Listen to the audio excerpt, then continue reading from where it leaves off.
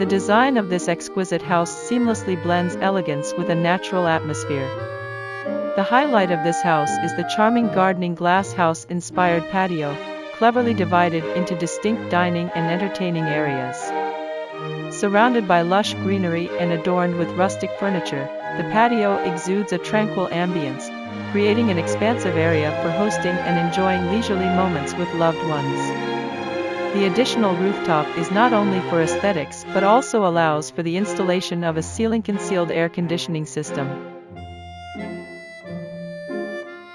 The primary living space of the house is ingeniously crafted from two 20-foot shipping containers.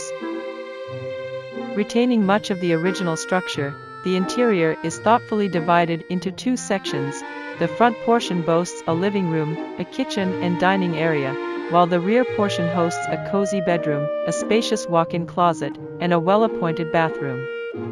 Drawing inspiration from the vibrant colors found in nature, the walls and furnishings predominantly incorporate various shades of green, with a pop of complementary red accents, infusing the entire house with a refreshing and romantic charm.